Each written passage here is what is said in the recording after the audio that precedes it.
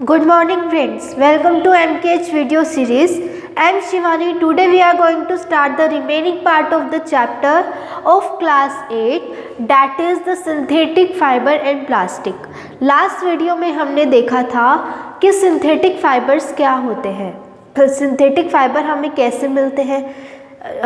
मैंने बताया था कि जो smallest unit है, बहुत सारी small unit मिलकर क्या बनाती है, एक लार्ज यूनिट बनाती है। उस लार्ज यूनिट को हम क्या बोलते हैं, पॉलीमर बोलते हैं। बहुत सारी स्मॉल यूनिट कंबाइन होकर क्या बनाती है, एक लार्ज यूनिट बनाती है। इस लार्ज यूनिट को हम क्या बोलते हैं, पॉलीमर। यहाँ पॉली का मतलब क्या था, मैनी, और मर का मतलब था यूनिट। इतनी बात सबको याद आ गई होगी, है ना। उसके बाद हमने सिंथेटिक फाइबर के एग्जाम्पल देखे थे। सबसे पहला हमने सिंथेटिक फाइबर पढ़ा था रेयोन। क्या पढ़ा था हमने, रेयोन, जो क्या था, एक सिंथेटिक सिल्क था। सिंथेटिक सिल्क, नेचुरल सिल्क तो सबको पता होगा कैसे मिलता है, हमने क्लास 7th में पढ़ा है। सिल्क वॉर्म से मिलता है हमें, है ना। और सिंथेटिक सिल्क हमने इस क्लास में पढ़ लिया, कैसे मिलता है synthetic silk, chemical reaction with pulp of would. यही पढ़ा था हमने। हमें सिंथेटिक सिल्क किससे मिलता है, केमिकल रिएक्शन करवाने से। किस पर, पल्प ऑफ वुड।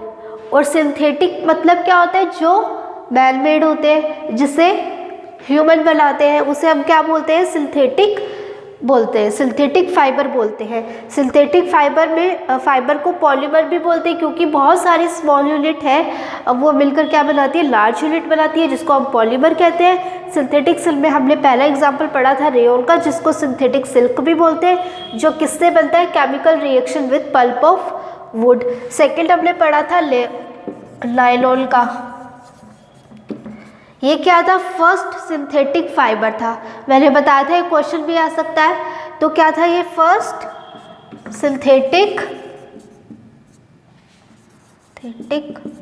फाइबर, यही पढ़ा था हमने, है ना। और लेऑल के एग्जाम्पल क्या थे, ब्रश, टूथब्रश, चेयर, ये सब किसके बने होते हैं, नायलॉन के। ये भी किससे मिला था हमें, with the help of the chemical reaction with coal, oxygen यानी कि एयर, और वाटर के थ्रू हमें क्या मिला था, नायलॉन मिला था। अब हम आगे का डिस्कस करते हैं। अब हम देखते हैं कि जो सिंथेटिक फाइबर पढ़े उसके यूजेस क्या क्या है। इसके बाद हमने ये भी पढ़ लिया था, PET क्या होता है, पॉलीएस्टर इथाइलिन, है ना, ये भी पढ़ लिया हमने। और हमने एक्राइलिक के बारे में भी पढ़ लिया था। उसके बाद अब हम ये कैरेक्टरिस्टिक्स देखते हैं। अब कैरेक्टरिस्टिक्स में आपको क्या देखना है, ये लिखा हुआ है ड्राई अप क्विकली। आप एक नेचुरल फाइबर लो, सिंथेटिक नहीं बोल रही मैं, नेचुरल फाइबर बोल रही हूँ। नेचुरल फाइबर लो और एक सिंथेटिक फाइबर लो। सिंथेटिक फाइबर जो किसके बने हो, रेयोन के, नायलॉन के, एक्राइलिक के, ये सब लो। या पॉलीथीन ही देख लो आप, पॉलीथीन भी क्या एक सिंथेटिक फाइबर है, तो आप पॉलीथीन ले लो, है ना। और जो आपके अम्ब्रेलाज होते हैं, अम्ब्रेला भी किसके बने होते हैं, सिंथेटिक सिल्क के, है ना। सिंथेटिक फाइबर का एग्जाम्पल है वो भी। तो अब या अम्ब्रेला ले लो या पॉलीथीन ले लो, और एक आप नेचुरल फाइबर लो। नेचुरल फाइबर में आप क्या ले लोगे, कॉटन ले लो, है ना। उन दोनों को क्या करो, आप पानी में डिप करो, वाटर में डिप करो। जब आप वाटर में डिप करोगे तो आप देखोगे कि जो पॉलीथीन है उसमें वो वाटर को कम सोक करेगी, और जो कॉटन था हमारा वो पानी को जल्दी सोक कर लेगा, है ना। आप कपड़े धोते हो, देखा होगा मोस्टली हमारे जो क्लोथ्स होते हैं वो किसके होते हैं, कॉटन के होते हैं। और जब हम उनको पानी में डिप करते हैं वो पूरे गीले हो जाते हैं, मतलब उनके अंदर पानी एकदम से एब्जॉर्ब हो जाता है। एब्जॉर्ब का मतलब पूरा सोक हो जाता है पानी। जब पूरा सोख हो गया, इसका मतलब जो कॉटन है हमारा, नेचुरल फाइबर है हमारा, वो पानी को क्या करते हैं, जल्दी सोख करते हैं। और हमने पॉलीथीन ली, अब आप पॉलीथीन को वाटर में डिप करोगे तो क्या होगा, वो सोख नहीं करेगी, उसके सिर्फ बाहर बाहर पानी लग जाएगा, अंदर से वो सोख नहीं करती। कॉटन में तो क्या था, कॉटन के अंदर पानी चला गया था। कोई कॉटन का एक टुकड़ा लो, कॉटन बॉल ले लो, आप उस कॉटन को डिप करो तो पूरा पानी उस कॉटन के अंदर चला जाता है। लेकिन आप पॉलीथीन लोगे, पॉलीथीन में ऐसा नहीं होता, पूरा पानी कॉटन के अंदर ले जाता। उसमें क्या होता है वो पानी को एब्जॉर्ब नहीं कर पाता, सोख नहीं कर पाता। लेकिन जो आप अम्ब्रेला यूज़ करते हो वो भी किसके बने होते हैं, इसके सिंथेटिक फाइबर के बने होते हैं। अब जब वो पानी को सोख नहीं करता तो वो गीला नहीं होगा, सिर्फ बाहर बाहर से गीला होता है, अंदर से थोड़ी ना गीला होता है। इसलिए जब भी हम रेल में जाते हैं, बारिश होती है, तो हम अम्ब्रेला यूज़ करते हैं, क्योंकि वो ड्राई भी जल्दी हो जाते हैं और पानी को भी नहीं सोखते, वाटर प्रूफ होते हैं ये, है ना। वॉचेस देखी होगी आपने, कई ऐड आती है बहुत सारी कि ये वॉचेस क्या है, वाटर प्रूफ है। अब वाटर प्रूफ का मतलब क्या है, वो घड़ी पानी एब्जॉर्ब नहीं करती। अब कोई चीज़ पानी एब्जॉर्ब ही नहीं करेगी, उसकी घड़ी की मशीन के अंदर जब पानी नहीं जाएगा तो मशीन ख़राब कैसे होगी। ख़राब तो तब होगी ना जब पानी अंदर जाएगा, मशीन में पानी गिर जाएगा। आप पानी लो और क्या करो कि आपकी घड़ी खोलो और घड़ी के अंदर पानी डाल दो, या मोबाइल लो, मोबाइल के अंदर क्या डाल दो, पानी डाल दो, तो आपका मोबाइल ख़राब हो जाएगा ना। तो ये क्या होते हैं, इसका मतलब है वो पानी एब्जॉर्ब कर रही है। और कोई चीज़ वाटर प्रूफ है, इसका मतलब वो पानी एब्जॉर्ब नहीं कर रही, पानी को सोख नहीं कर रही। और जिस पानी को सोख नहीं करती वो क्या होती है, ख़राब नहीं होती है।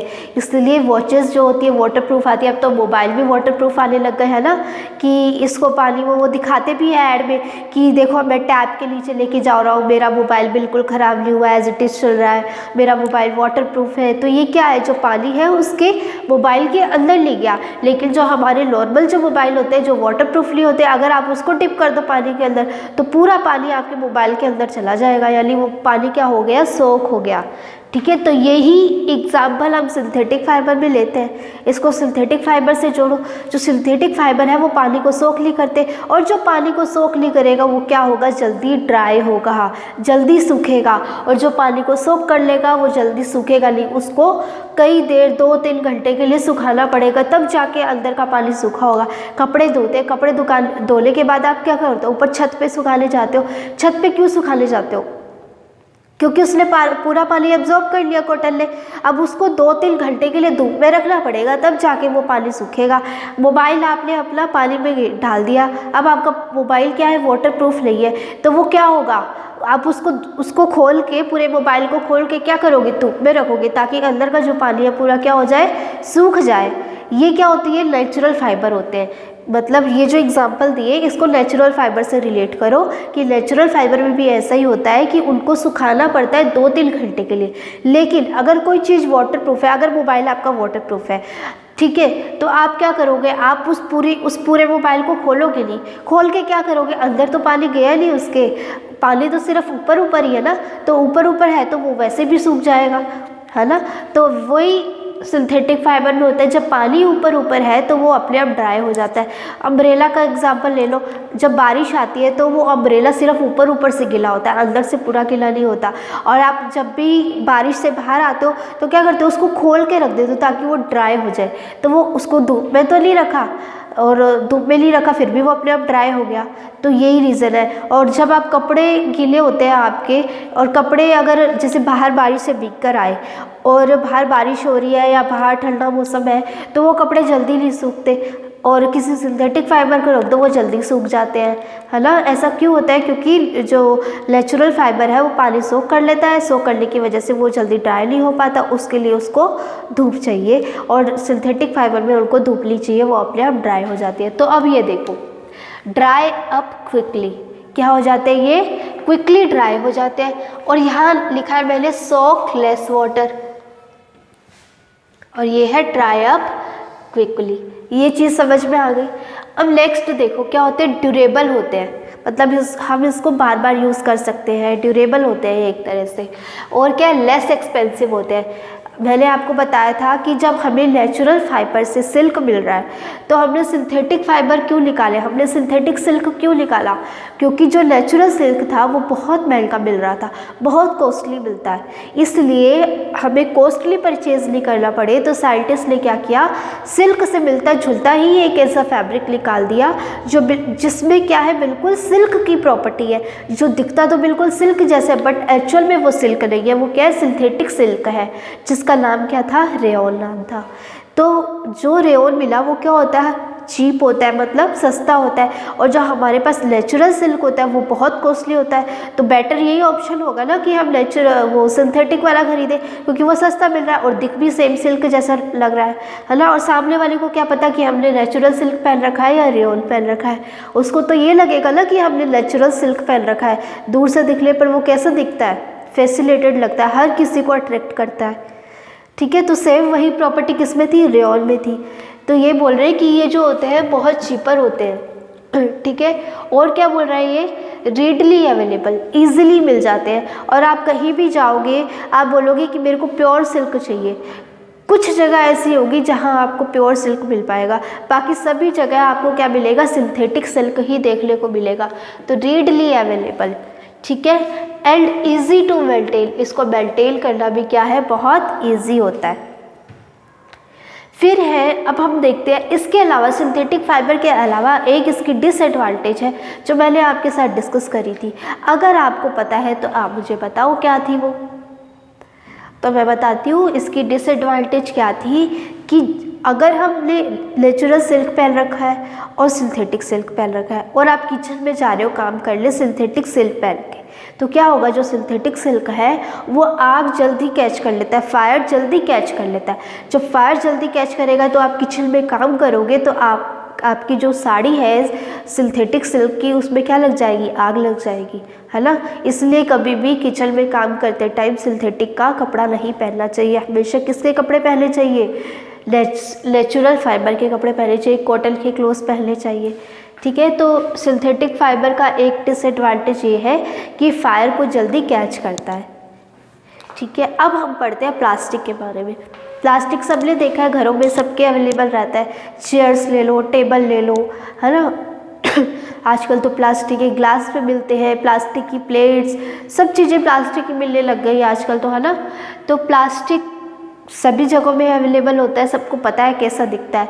अब ये जो प्लास्टिक है इसकी दो तरह की स्ट्रक्चर होती है, ज़रूरी नहीं है कि लीनियर ही हो, ये नॉन लीनियर भी हो सकता है, यानी कि क्रॉस लिंक्ड भी हो सकता है। लीनियर मतलब सीधी एक लाइन में, उस जिसकी स्ट्रक्चर है सिर्फ सीधी एक लाइन में हो, लेकिन ऐसा नहीं होता कि सिर्फ इसकी लीनियर स्ट्रक्चर हो, इसकी जो स्ट्रक्चर है क्रॉस लिंक्ड भी हो सकती है। अब ये देखो, ये जो प्लास्टिक है ज़रूरी नहीं है कि ये लीनियर हो या क्रॉस लिंक्ड हो, दोनों में से कुछ भी हो सकता है। अब ऐसा तो नहीं है जैसे आपके घरों में जो प्लास्टिक की कप्स है कैसी शेप के होते हैं, इस शेप के होते हैं, है ना। अब जरूरी तो नहीं है सभी इसी शेप में होंगे, है ना।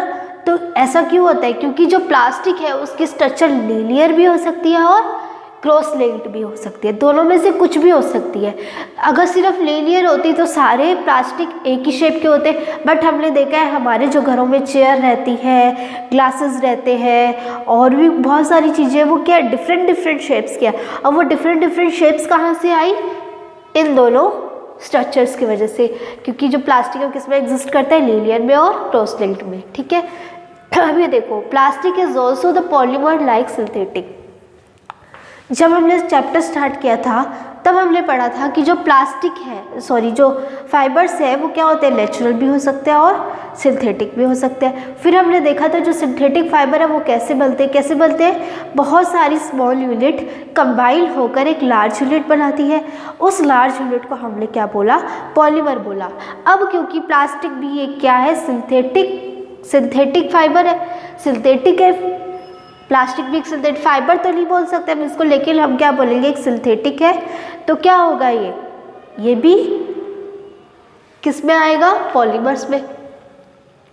Plastic is also polymer like synthetic, ठीक है।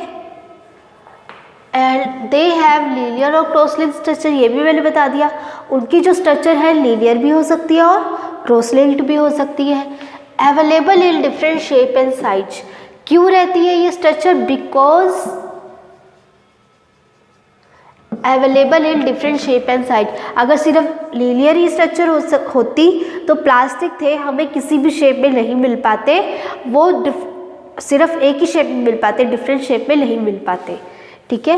Plastic is mouldable. अब ये मोल्डेबल का मतलब क्या है? आपने देखा होगा प्लास्टिक बहुत सारी शेप्स में मिलते हैं। अब वो डिफरेंट डिफरेंट शेप्स आई कहाँ से? ये बात आपकी सही है कि क्योंकि इसलिए आई क्योंकि वो लीनियर और क्लोज लिंक्ड दोनों होती है। इसके अलावा और क्या है मोल्डेबल क्यों है वो?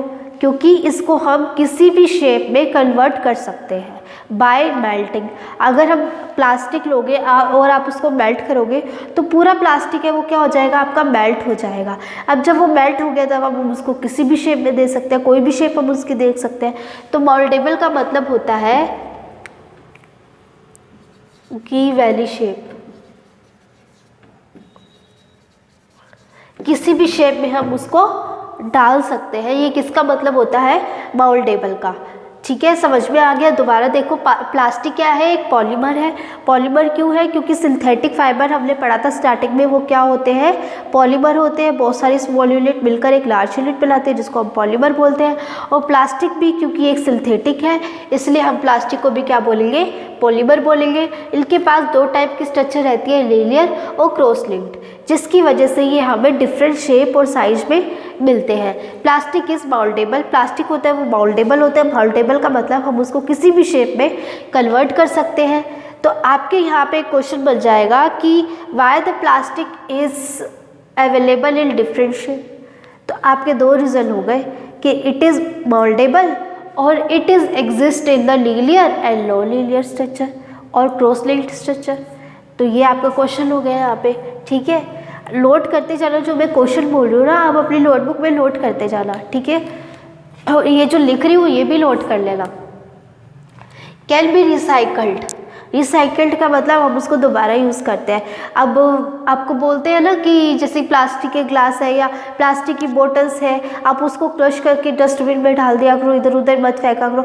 तो वो जो क्रश की हुई बोतल है वो क्या होती है? रिसाइकल्ड होती है। रिसाइकल्ड होके हमें दोबारा से वो ही मिलती है। उसको उसके ऊपर कुछ केमिकल्स वगैरह करते हैं तो उन पर केमिकल ट्रीटमेंट करने के बाद जो हमें प्लास्टिक मिलता है वो क्या होता है? रिसाइकल्ड प्लास्टिक होता है ना। इसलिए हमें इधर उधर नहीं फेंकना चाहिए। अगर हम इधर उधर फेंक जाएंगे तो क्या होगा? जो काउज है, बफेलोज है, ये सब क्या करेंगे? उन प्लास्टिक को इनटेक कर लेंगे। अगर वो इनटेक करेंगे तो उनका जो डाइजेस्टिव सिस्टम है वो क्या हो जाएगा? ख़राब हो जाएगा और जिससे उनकी क्या हो जाएगी? डेथ हो जाएगी। इसलिए हमें प्लास्टिक को इधर उधर नहीं फेंकना चाहिए, हमें सीधा डस्टबिन में फेंकना चाहिए जिससे कि वो क्या हो सके? रिसाइकल्ड हो सके। कैन बी रिसाइकल्ड, इसको हम इजीली रिसाइकल कर सकते हैं, कलर्ड कर सकते हैं। प्लास्टिक आपने देखा होगा जो चेयर्स है वो डिफरेंट डिफरेंट कलर्स की आती है। क्यों आती है? क्योंकि प्लास्टिक को हम कलर कर सकते हैं। मेल्ट भी कर सकते हैं इनको। रोल्ड इनटू शीट में भी बना सकते हैं। अगर हम जो उसको मेल्ट कर दें, प्लास्टिक को मेल्ट कर दे तो क्या हो जाएगा? शीट में बन जाएगा। और हम उसको वायर भी बना सकते हैं, प्लास्टिक की वायर्स भी बना सकते हैं। ठीक है, फिर है बस ये आपका प्लास्टिक का इतना ही था। अब हम देखते हैं पॉलीथीन के बारे में। पॉलीथीन क्या होती है? जो आप घरों में पॉलीथीन पॉली बैग यूज़ करते हो उसी को तो पॉलीथीन बोलते हैं। अब हम उस पॉलीथीन के बारे में पढ़ते हैं कि वो कैसे बनती है, उसका क्या पॉलीथीन का पूरा मीनिंग क्या है, उसके बारे में अब हम देखते हैं। अब देखिए पॉलीथीन के बारे में। पॉलीथीन में क्या होगा? ये दो वर्ड से मिलकर बना है। जैसे हमने पॉलीमर पढ़ा था ना, पॉली और मर, ये किससे मिलकर बना था? पॉली प्लस मर से। जहाँ पॉली का मतलब था मैली और मर का मतलब था यूनिट। तो यहाँ अब देखो इसको इससे कनेक्ट करो। पॉली क्या लिखा है आगे? थीन। थीन में मतलब इथीन, तो ये क्या बन गया? Poly ethene. बोलने में क्या आता है? पॉलीथीन, बट एक्चुअल में क्या होता है? ये पॉली इथीन होता है। ठीक है, पॉली का मतलब मैली और यहाँ मर था, मर का मतलब यूनिट। अब यूनिट की जगह कौन आ गई? कौन सी यूनिट आ गई? इथीन की। ये भी क्या है? यूनिट। अब हमारे पास किसकी यूनिट यूज़ हुई है? इथीन की यूनिट यूज़ हुई है। मतलब इथील की बहुत सारी यूनिट्स मिलकर क्या बनाएगी, पॉलीथीन बनाएगी। इथील की बहुत सारी यूनिट मिलकर क्या बनाएगी, पॉलीथीन बनाएगी। तो आपको पता चल गया पॉलीथीन कैसे बनती है। इथील लेंगे, बहुत स्मॉलेस्ट यूनिट लेंगे इथील की, उन सबको कंबाइन करते जाएंगे, कंबाइन करेंगे तो हमें क्या मिलेगी, एक लार्ज यूनिट मिलेगी। अब वही लार्ज यूनिट हमारी क्या होगी, पॉलीथीन। ठीक है, पॉली प्लस इथील। अब ये किस में यूज़ आती है, प्लास्टिक्स बनाने के। प्लास्टिक होता है एक तरह का, used in polythene bag, polythene bag बनाने में काम आती है। और some plastic bend easily while some break on bending up applying force. कुछ प्लास्टिक ऐसे होते हैं जो इजीली ब्रेक हो जाते हैं और कुछ ऐसे होते हैं जो इजीली कंप्रेस हो जाते हैं, इजीली बेंड हो जाते हैं। ठीक है, जब हम उस पर फोर्स अप्लाई करते हैं। फोर्स अप्लाई का मतलब जैसे मान लो ये मार्कर है, अगर मैं इस पर फोर्स दे रही हूँ या इसको हैमर से ब्रेक कर रही हूँ तो क्या होगा, ये है हैमर से ब्रेक करना, क्या है, एक फोर्स है। अगर मैं हाथ से धक्का दे रही हूँ तो भी क्या है, वो फोर्स है। कोई एक्सटर्नल भार लगाना है, धक्का लगाना, उसको क्या बोलते हैं, हम फोर्स बोलते हैं। अब जैसे ये मार्कर है, किसका बना है, ये प्लास्टिक का बना है। ये देखो, इसकी जो बॉडी है प्लास्टिक की है। अगर मैं इसको कंप्रेस करना चाहूँ, अगर मैं इस पर फोर्स लगाऊँ तो क्या ये ब्रेक होगा। देखो मैं फोर्स लगा रही हूँ, ब्रेक नहीं हो रहा, ये बिल्कुल भी बेल्ट नहीं हो रहा, नहीं हो रहा ना। इसका मतलब क्या है, ये ब्रेक नहीं, बेल्ट नहीं होगा। अगर मैं इसको हथौड़े से तोड़ने लग जाऊँ तो क्या होगा, टूट जाएगा पूरा। तो मैंने यही लिखा है, कुछ प्लास्टिक ऐसे होते हैं जो क्या होते हैं, ब्रेक हो जाते हैं और Belting by applying force, force लगाने पर कुछ प्लास्टिक ब्रेक हो जाते हैं और कुछ ऐसे हैं जो बेल्ट हो जाते हैं। अब आप बोलोगे ये बेल्ट कैसे हो जाते हैं। जैसे मान लो ये बोतल है, अब ये बोतल किसकी बनी है, प्लास्टिक की बनी है। अगर मैं इस बोतल को, अब इस बोतल पे फोर्स लगाऊं तो क्या होगा, ये देखो इजीली कंप्रेस हो रही है। अब ये कंप्रेस हो रही है, देखो कंप्रेस हो गई। अब ये कंप्रेस हो रही है, इसका मतलब क्या होगा, ये इजीली बेल्ट हो रही है, इजीली बेल्ट हो रही है। तो कुछ प्लास्टिक ऐसे हैं जो इजीली बेल्ट हो जाते हैं, कुछ ऐसे जो ब्रेक हो जाते हैं, क्या करने पर, फोर्स अप्लाई करने पर। Some plastic are deformed easily on heating. ऐसे प्लास्टिक को हम क्या बोलेंगे, थर्मोप्लास्टिक बोलेंगे। मतलब डीफॉर्म्ड का मतलब जैसे जो इनकी शेप है ना वो नहीं रहती। अब जैसे ये बोतल है, ठीक है, इस बोतल को आप क्या करो, हीट करो। हीट मतलब गैस के पास लेके जाओ, करना मत घर पे, है ना। आप गैस के पास लेके जाओगे इस बोतल को तो ये बोतल क्या होगी, पूरी मेल्ट हो जाएगी। और पूरी मेल्ट होने के बाद क्या होगा, इसका जो शेप है वो बिगड़ जाएगी। या ऐसा करो, गैस पे ले जाने की ज़रूरत ही नहीं है, ऐसा करो कि गर्म पानी ले लो, बिल्कुल उबला हुआ पानी ले लो, उस पानी को इसके अंदर डाल दो, बिल्कुल उबले हुए पानी को।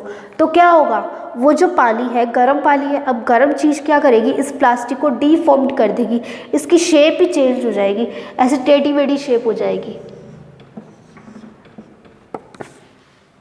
इस तरह की शेप हो जाएगी इसकी। तो इस शेप की, ये जो टेढ़ी मेढ़ी जो शेप हुई है ना, इसी को बोलते हैं डीफॉर्म्ड होना। मतलब इसकी जो शेप है वो बिगड़ गई। ठीक है, some plastic are deformed easily on heating. अगर कुछ प्लास्टिक ऐसे होते हैं जिसको हम हीट करते हैं तो वो क्या होते हैं, डीफॉर्म्ड हो जाते हैं, अब उनकी शेप बिगड़ जाते हैं। ऐसे प्लास्टिक को हम क्या बोलते हैं, थर्मोप्लास्टिक्स बोलते हैं। तो ये बोतल था, वाटर बोतल थी, किसका एग्जाम्पल था, थर्मोप्लास्टिक का एग्जाम्पल था। ठीक है, नेक्स्ट देखो, polythene and PVC are example of thermoplastic. Polythene भी किसका एग्जाम्पल है, थर्मोप्लास्टिक का। पॉलीथीन भी अगर आप गैस के पास लेके जाते तो वो क्या होते हैं, बिल्कुल सिकुड़ सी जाती है, उसकी शेप क्या होती है, डीफॉर्म्ड हो जाती है। पीवीसी भी इस तरह होती है। पीवीसी किस में यूज़ होती है, टॉयज़ बनाने के, कॉम्स बनाने के, और जो घरों में जो पाइपें लगी होती है वो भी किसकी होती है, पीवीसी की होती है। अगर उसके अंदर बहुत ज़्यादा गर्म पानी जाएगा तो वो पीवीसी पाइप्स क्या होगी, वो डीफॉर्म्ड हो जाएगी।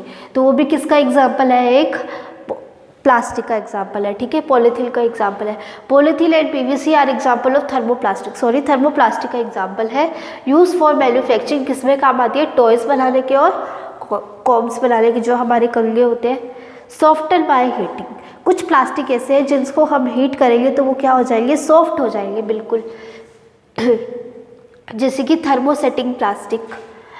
अब जैसे मैंने आपको एग्जांपल दिया था ये बोतल का, तो जब मैं उसको हीट कर रही थी या मैंने उसके अंदर गर्म पानी डाला तो उसकी शेप जो थी वो चेंज हुई, शेप तो उसकी डिफॉर्म्ड होगी, लेकिन वो जो प्लास्टिक था ना बिल्कुल सॉफ्ट हो गया। तो ऐसे प्लास्टिक को हम क्या बोलते हैं, थर्मोसेटिंग प्लास्टिक। जो हीट करने पर सॉफ्ट हो जाए, हीट करने पर सॉफ्ट हो जाए उसको हम बोलेंगे थर्मोसेटिंग प्लास्टिक। एग्जाम्पल है बेकेलाइट एंड मेलामाइन। इसमें बेकेलाइट किस में यूज़ होता है, जो आपके घरों में जो स्विचेस लगे रहते हैं ना, तो वो जो स्विचेस है तो ना वो जो उनमें जो प्लास्टिक यूज़ हुआ है वो कौन सा प्लास्टिक है, बेकेलाइट है। कौन सा एक प्लास्टिक है, बेकेलाइट। और ये क्या होते हैं, पुअर कंडक्टर होते हैं, किसके, इलेक्ट्रिसिटी के। अब जब पुअर कंडक्टर होते हैं इलेक्ट्रिसिटी के, तभी तो उनको स्विचेस में यूज़ करते हैं। अगर वो इलेक्ट्रिसिटी कंडक्ट करते तो हम जैसे ही स्विच को हाथ लगाते हैं हमें करंट लग जाता। तो हमें करंट क्यों नहीं लगता, क्योंकि वो प्लास्टिक ऐसे होते हैं, थर्मोसेटिंग प्लास्टिक होते हैं, जो कि हीट होने पर सॉफ्ट हो जाते हैं। और क्या होते हैं, पुअर कंडक्टर होते हैं, किसके, इलेक्ट्रिसिटी के, जिसका एग्जांपल है बेकेलाइट। तो वो किस में यूज़ होता है, हमारे घरों में जो स्विचेस लगे रहते हैं उसमें यूज़ आते हैं। और आपने देखा होगा जो आपके घरों में जो बर्तन रहते हैं, कई बर्तनों के पीछे हैंडल्स लगे रहते हैं। जैसे ये आपका पैन है, इस पैन के पीछे इस तरह से हैंडल लगा रहता है। और ये जो हैंडल होता है, इस हैंडल के ऊपर आपने देखा होगा ब्लैक कलर का प्लास्टिक चढ़ा होता है, ब्लैक कलर का कवर चढ़ा होता है। अब वो ब्लैक कलर का कवर किस चीज़ का होता है, वो भी बेकेलाइट का होता है। क्योंकि क्या होता है, ये पुअर कंडक्टर है इलेक्ट्रिसिटी का, इसलिए हम जो भी घरों में जो बर्तन होते हैं उसको हम किस में यूज़ करते हैं, कौन सा प्लास्टिक यूज़ करते हैं, बेकेलाइट यूज़ करते हैं। अगर मान लो कि ये कंडक्टर होता है इलेक्ट्रिसिटी का, तो पैन तो ये गर्म हो रहा है और पीछे से ये भी गर्म होने लग जाता है, और जैसे ही हम हाथ लगाते हैं तो हमारा हाथ जल जाता। अब ये पूरा कंडक्टर है इलेक्ट्रिसिटी का, तो हीट इसके यहाँ पहुँच नहीं पाएगी। जब हीट पहुँच नहीं पाएगी तो ये गर्म नहीं होगा, इसलिए हम ईजिली हैंडल को पकड़ सकते हैं। जब भी कोई चीज़ बन रही है उस पैन में, तो हम ईजिली उसको हैंडल को पकड़कर उसको अलग कर सकते हैं। ठीक है। दूसरा है मेलामाइन। मेलामाइन क्या होता है, ये क्या करता है, फायर को रेजिस्ट करता है, फायर को रोकता है। और किस में यूज़, और टॉलरेट हीट, हीट को भी टॉलरेट करता है। जब फायर को टॉलरेट करेगा, फायर का मतलब भी तो क्या है, हीट है ना। फ्लोर टाइल्स, जो हमारी फ्लोर की जो टाइल्स होती है उसको बनाने के काम आता है मेलामाइन जो होता है। ठीक है। और भी बहुत सारे यूजेस है, आपके बुक में बहुत सारे यूजेस लिखे हुए हैं, पढ़ते जाना, अंडरलाइन करते जाना। ठीक है। और ये आपका हो गया पॉलीथीन के बारे में। हमने क्या पढ़ा, पॉलीथीन होती है एक प्लास्टिक होता है जो किस में यूज़ आता है, पॉलीथीन बैग में यूज़ आता है। सब प्लास्टिक्स ऐसे होते हैं जो बेल्ट हो जाते हैं और कुछ ईजिली ब्रेक हो जाते हैं, और कुछ प्लास्टिक ऐसे हो जो डिफॉर्म्ड हो जाते हैं ईजिली। ऐसे प्लास्टिक को हम क्या बोलते हैं, थर्मोप्लास्टिक बोलते हैं। कुछ प्लास्टिक ऐसे हैं जो हीट करने पर सॉफ्ट हो जाते हैं, उनको हम क्या बोलते हैं, थर्मोसेटिंग प्लास्टिक बोलते हैं। ये आपके क्वेश्चन आ सकता है, थर्मोसेटिंग प्लास्टिक क्या होता है और थर्मोप्लास्टिक क्या होता है, तो आपको पता होना चाहिए। एक एक एग्जाम्पल इसका याद कर लेना। थर्मोप्लास्टिक का एग्जाम्पल क्या है, पॉलीथीन एंड पीवीसी। थर्मोसेटिंग का एग्जाम्पल क्या है, बेकेलाइट एंड मेलामाइन। अब ये जो थर्मोप्लास्टिक के जो एग्जाम्पल है पॉलीथीन एंड पीवीसी, इनके यूजेस भी आपको पते होने चाहिए कि पॉलीथीन का यूजेस क्या है और पीवीसी का यूजेस क्या है। तो ये दोनों जो होते हैं पॉलीथीन और पीवीसी, पॉलीथीन तो किस में यूज़ आती है, पॉलीथीन बैग्स में, और पीवीसी किस में यूज़ आती है, टॉयज़ बनाने के, कॉम्स बनाने के, है ना। और यूटेंसिल्स जो होते हैं हमारे वो बनाने के भी काम आती है। और ये जो बेकेलाइट है और मेलामाइन है वो किस में यूज़ आते हैं, वो मैंने यहाँ लिख दिए। अगर आपको और यूजेस पढ़ने हैं तो आप बुक में चेक कर सकते हो। चलिए अब हम देखते हैं plastic as material of choice. मतलब हम प्लास्टिक को एज हमारी चॉइस क्यों यूज़ करते हैं।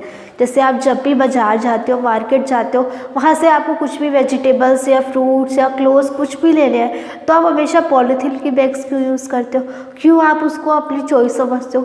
तो इसका एक रीज़न है कि वो वेट में बहुत ज़्यादा लाइट होता है, ड्यूरेबल होता है, चीप होता है, स्ट्रॉन्ग होता है। इसलिए हम क्या करते हैं, प्लास्टिक को हर जगह यूज़ करते हैं। Convenient to use because of light weight, उसका वेट जो होता है बहुत लाइट होता है। लोअर प्राइस, चीपर होते हैं ये।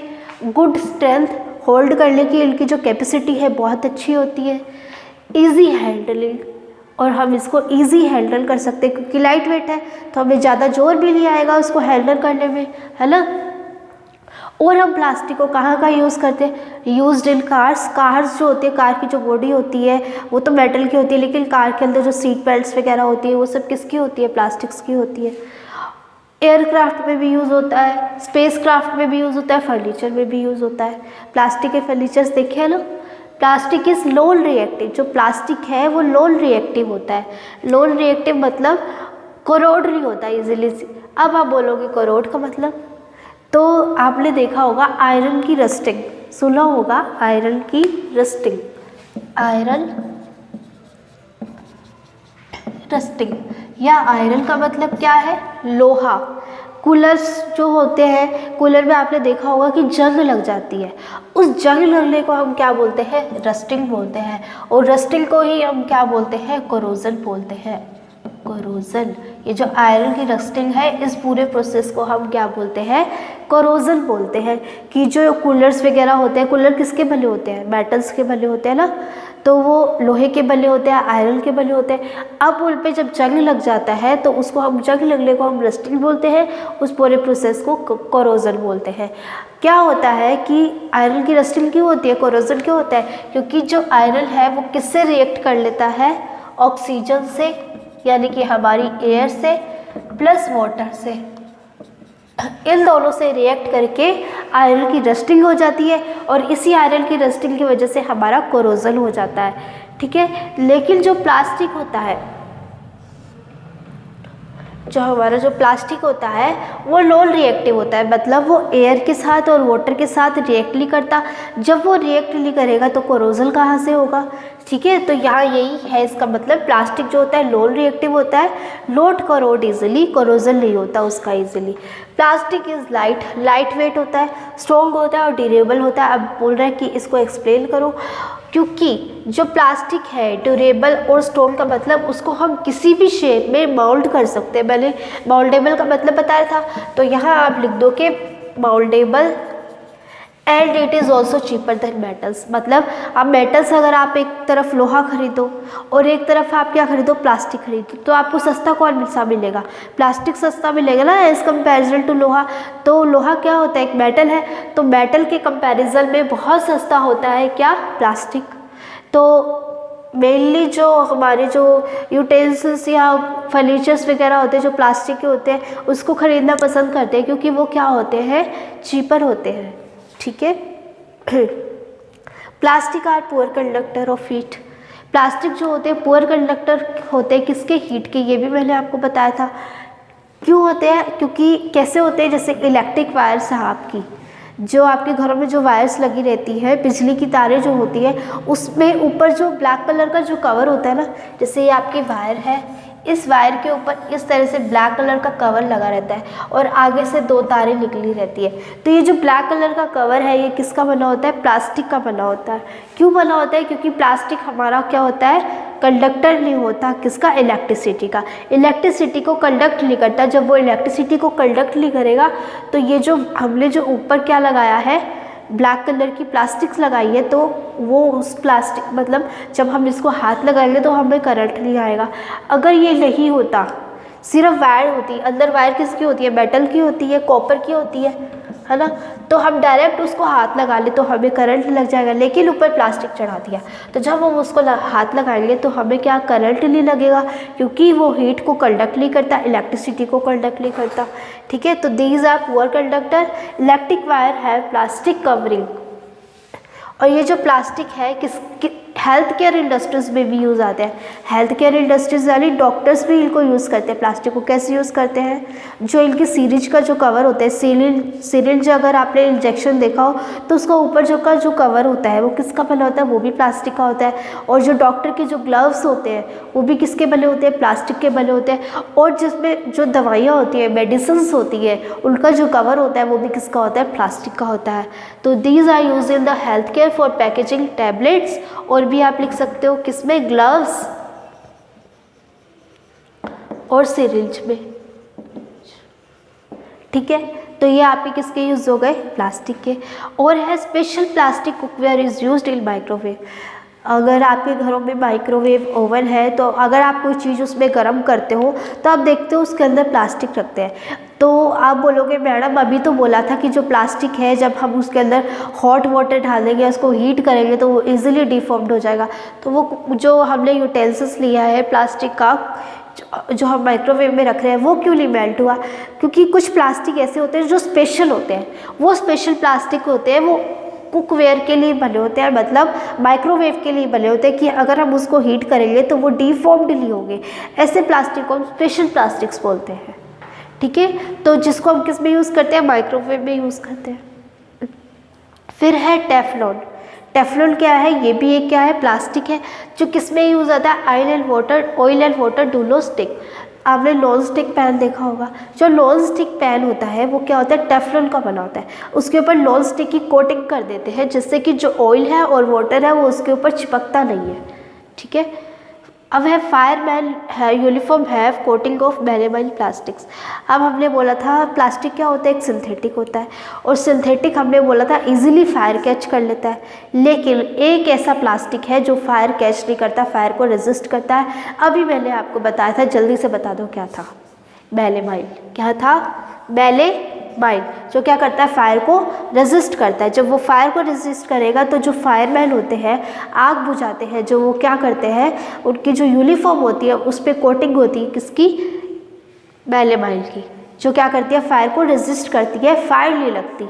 इसलिए वो क्या करते हैं? फायरमैन ऐसे ही यूनिफॉर्म पहनते हैं जिसमें मेलेमाइन की कोटिंग हो। तो ये आपके कुछ प्लास्टिक के यूजेस थे, ये आपको याद करने हैं, आपके एग्जाम में आ सकते हैं। जब हम देखते हैं प्लास्टिक को इन्वायरमेंट में यूज़ कैसे है, मतलब प्लास्टिक एज द इन्वायरमेंट, इसको देखने से पहले अभी मैंने आपको टेफ्लॉन का बताया था। कईयों के दिमाग में ये डाउट आया होगा कि जो टेफ्लॉन है, मैंने आपको बताया था कि वो क्या करता है?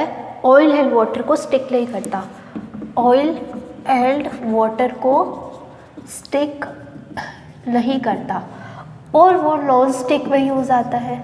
नॉन स्टिक जो हमारे तवे जो आते हैं, नॉन स्टिक पैन्स वगैरह आता है, उसमें यूज़ होता है। अब आप में से कईयों के दिमाग में डाउट आएगा कि जो नॉन स्टिक पैन या तवे होते हैं वो तो मेटल के होते हैं, है ना? आया होगा ना? तो होते तो वो उसके हैं, कुकवेयर के बने होते हैं, वो कुकवेयर के बने होते हैं, बट उनके अंदर जो कोटिंग होती है, कोटिंग मतलब जैसे हम पेंट करते हैं दीवारों, एक है तो वो दीवार ही, दीवार के ऊपर हमने क्या कर दिया? पेंट कर दिया। उस पेंट को क्या बोलते हैं? कोटिंग बोलते हैं। पेंट करने को क्या बोलते हैं? कोटिंग बोलते हैं। वैसे ही हमारा कुकवेयर है, वो कुकवेयर लिया, उसके अंदर हमने किसकी कोटिंग कर दी? टेफ्लॉन की कोटिंग कर दी। जब उसके अंदर टेफ्लॉन की कोटिंग कर दी तो वो अब किसका काम करेगा? नॉन स्टिक तवे या नॉन स्टिक पैन का काम करेगा, ठीक है। वैसे तो होते तो नॉर्मल बर्तन ही है, यूटेंसिल्स होते हैं नॉर्मल, बट अगर उस पर हम टेफ्लॉन की कोटिंग कर देंगे तो वो बेसिकली क्या बन जाएंगे? नॉन स्टिकी हो जाएंगे, मतलब वो ऑयल एंड वाटर वहाँ पर स्टिक नहीं होगा। ये मीनिंग था टेफ्लॉन का, मतलब कोटिंग का, ठीक है। आई होप आपका ये डाउट क्लियर हो गया होगा। अब हम नेक्स्ट देखते हैं कि जो प्लास्टिक है एज द एनवायरनमेंट कैसे यूज़ आता है, हमारे एनवायरनमेंट को कैसे नुकसान पहुंचा रहा है। जहाँ हमने प्लास्टिक के इतने सारे फ़ायदे पढ़े, वहाँ प्लास्टिक के कुछ नुकसान भी हैं। अब हम उस नुकसान को देखते हैं क्या है। एनवायरनमेंट में मोस्टली इनके नुकसान होते हैं। तो plastic waste accumulated in the homes, जैसे आप कहीं भी शॉपिंग में जाते हो, शॉपिंग मॉल्स में जाते हो, वहाँ आप क्या ले जाते हो? प्लास्टिक की बैग्स ले जाते हो, या वेजिटेबल्स लेकर आते हो, फ्रूट्स लेकर आते हो, तो भी क्या है? प्लास्टिक यूज़ करते हो। तो आपके घरों में क्या है? बहुत सारा प्लास्टिक इकट्ठा हो जाता है। तो ये लिखा है प्लास्टिक वेस्ट अकम्युलेटेड इन होम्स में अकम्युलेट हो जाएगा, और ज़्यादा होगा तो आप क्या करोगे? आप इधर उधर फेंक दोगे, गली में फेंक दोगे। अब जब वो गली में फेंका हुआ जो है वो क्या होगा? उसको काऊ या कोई भी एनिमल्स है जो गली में चल रहा है, वो क्या करेगा? उसको खा लेगा। उसको तो पता नहीं है। या आप गार्बेज में डाल कर आओगे तो भी कई काउज ऐसी होती है जो गार्बेज में क्या करती है? अपना खाना ढूंढती रहती है, उनको जो मिलता है वो खा लेते हैं। तो गार्बेज में से वो क्या कर लेंगी? अपनी पॉलीथीन को खा जाएंगी। जब वो खा जाएंगे उनके स्टमक में क्या होगा? पॉलीथीन इकट्ठा हो जाएगा, ठीक है। जब पॉलीथीन इकट्ठा हो जाएगा तो उनका डाइजेस्टिव सिस्टम जो होगा वो क्या हो जाएगा? बेकार हो जाएगा, ख़राब हो जाएगा। उनका रेस्पिरेटरी सिस्टम है वो चॉक्ड हो जाएगा। Choked the respiratory system of animals, ये देखो ये लिखा हुआ है ना। और क्या होगा अगर हम उसको ऐसे ही फेंक देंगे, चिप्स के जो छिलके होते हैं, रैपर्स होते हैं, अगर हम उनको ऐसे ही फेंक देंगे तो क्या होगा, एनिमल्स खा लेंगे उनको और उनका रेस्पिरेटरी सिस्टम चौक हो जाएगा और क्लॉगिंग द ड्रेन्स जो है उनको भी बंद कर देगा। जब ड्रेन्स आगे नहीं बढ़ेगी तो पानी वहाँ पर, गंदा पानी वहाँ पर क्या हो जाएगा, अकोम्युलेट हो जाएगा और नुकसान आपको ही होगा। इसलिए हमें इधर उधर नहीं फेंकना चाहिए, उसको रीयूज़ करना चाहिए, है ना। और ये क्या होते हैं, प्लास्टिक नॉन बायोडिग्रेडेबल होते हैं। नॉन बायोडिग्रेडेबल का मतलब क्या है, सबसे पहले बायोडिग्रेडेबल का मतलब समझो, बायोडिग्रेडेबल, ठीक है। बायोडिग्रेडेबल मतलब क्या होता है, आपने देखा होगा कि जो कुछ ऐसे सब्सटेंस होते हैं अगर हम उनको ऐसे ही रख दें 2-3 महीने के लिए, अगर हम ऐसे ही रख दें तो उनके ऊपर बैक्टीरिया क्या हो जाते हैं, ग्रो हो जाते हैं और वो बैक्टीरिया उनका क्या कर देते हैं, डीकम्पोज कर देते हैं, और उनको जिससे हमें क्या मिलती है, एक फर्टिलाइजर्स मिलता है। जैसे आपने पढ़ा होगा कि जैसे कि फील्ड में जो भी वेस्ट है, फील्ड का जो भी वेस्ट है वो क्या होता है, फार्मर क्या करता है, फील्ड का जितना भी वेस्ट है उसको एक पिट में डाल देते हैं, पिट में डाल देते हैं। पिट में डालने के बाद उसको ऐसे ही खुला छोड़ देते हैं और वो 1-2 महीने बाद देखेंगे कि जो वेस्ट है वो पूरा किस में कन्वर्ट हो गया, फर्टिलाइजर्स में, फर्टिलाइजर्स में। अब ये फर्टिलाइजर में क्यों कन्वर्ट हुआ, क्योंकि ये जो वेस्ट है इसके ऊपर किसने अटैक किया, बैक्टीरिया ने। किसने अटैक किया, बैक्टीरिया ने। अब ये बैक्टीरिया ये अपने आप ग्रो हुए, इसको किसी ने ग्रो नहीं करवाया, ये अपने आप ग्रो हुए हैं उस वेस्ट पर, जो उस वेस्ट का क्या कर रहे हैं, डीकम्पोजिशन कर रहे हैं। क्या कर रहे हैं, डीकम्पोजिशन कर रहे हैं। अब जब वो डीकम्पोजिशन करेंगे तो वो इस वेस्ट को यूजेबल वेस्ट में कन्वर्ट कर देंगे, यानी फर्टिलाइजर्स में कन्वर्ट कर देंगे। अब ये जो फील्ड का जो फार्मर है वो क्या करेगा, इस फर्टिलाइज़र को वापस अपने फील्ड में डाल देगा, जो कि प्लांट की ग्रोथ के लिए क्या होता है, इम्पॉर्टेंट होता है। तो इस तरह से फार्मर क्या करता है, उन वेस्ट को रिसाइकिल करता रहता है। लेकिन ये जो प्लास्टिक होते हैं ये नॉन बायोडिग्रेडेबल होते हैं, मतलब उनमें ऐसा कोई प्रोसेस नहीं होता, वो डीकम्पोज नहीं होते। मेन यहाँ पर बात क्या है, नॉन बायोडिग्रेडेबल का मतलब नॉट डी, ये लिखा हुआ not decompose by the natural process, easily decompose नहीं होते, किसके थ्रू, बैक्टीरिया के थ्रू, होएंगे नहीं वहाँ पे बैक्टीरिया, ठीक है। और उनको डीकम्पोज नहीं होते, उनको डीकम्पोज होने के लिए कम से कम 2 साल लग जाते हैं।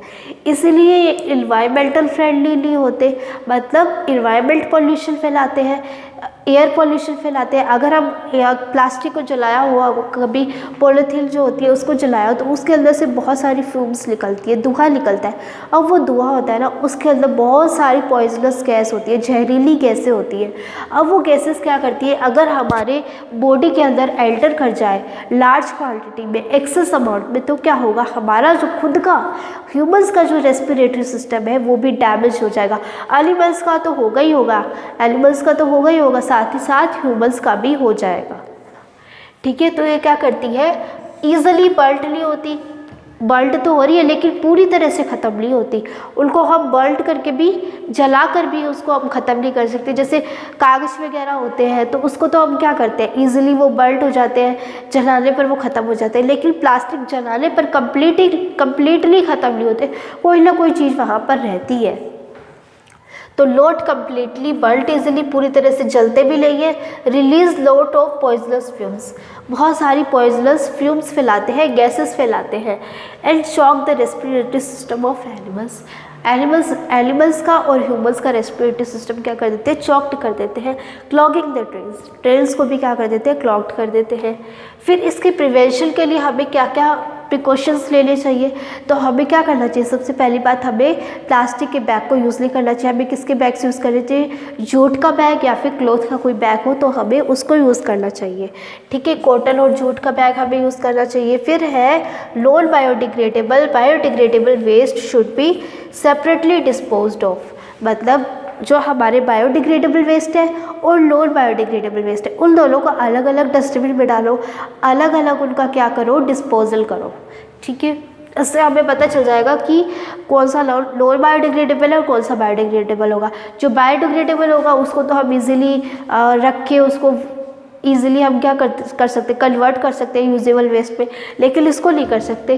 तो इसके लिए कुछ स्पेशल ट्रीटमेंट होते हैं, केमिकल ट्रीटमेंट, वो करने पड़ेंगे। रिसाइकल प्लास्टिक वेस्ट, और क्या करो, प्लास्टिक का जो वेस्ट है उसको रिसाइकिल करो। और हमें ये मोस्ट इम्पॉर्टेंट है, 5 R यूज़ करने चाहिए हमें। ये 5 R क्या है, ये आपको यहाँ पे क्वेश्चन आ सकता है, व्हाट इज़ द 5 R। तो 5 R का मतलब है reduce, reuse, recycle, recover and refuse. मतलब रिड्यूस करना चाहिए हमें किसको, प्लास्टिक को, रीयूज़ करना चाहिए, दोबारा यूज़ करना चाहिए, रिसाइकिल का मतलब भी दोबारा यूज़ करना चाहिए, रिकवर करना चाहिए उनको, एंड रिफ्यूज़, और हमें प्लास्टिक को यूज़ करने से रिफ्यूज़ करना चाहिए। तो ये it is all about your chapter. यहाँ आपका ये चैप्टर कंप्लीट होता है। इस चैप्टर में हमने सिंथेटिक फाइबर के बारे में पढ़ा। सिंथेटिक फाइबर क्या होते हैं, कैसे बनते हैं, ये हमें कैसे मिलते हैं, by the help of the chemical treatment हमें मिलते हैं। कौन कौन से टाइप के होते हैं, रेयॉल्स होते हैं, नायलॉन होते हैं, पॉलिस्टर्स होते हैं, एक्राइलिक होते हैं, पॉलीथीन होते हैं, प्लास्टिक्स होते हैं। ये सब क्या आते हैं, हमारे सिंथेटिक फाइबर थे। प्लास्टिक सिंथेटिक फाइबर में नहीं होता, फाइबर का मतलब होता है कपड़ा, तो ये कपड़े में तो नहीं आता, एज ए सिंथेटिक इसको हम बोल सकते हैं। ठीक है, तो प्लास्टिक होते हैं और इन सबको हम पॉलीमर्स में बोल सकते हैं। फिर हमने देखा प्लास्टिक के यूजेस क्या क्या है, यूजेस के साथ साथ हमने इसके इन्वायरमेंट पर इफेक्ट भी देख लिए। तो ये हमारा चैप्टर था। अब हम नेक्स्ट वीडियो में अगला हमारा आगे का चैप्टर पढ़ेंगे। Thank you so much for watching. I hope you like this video. Have a nice day.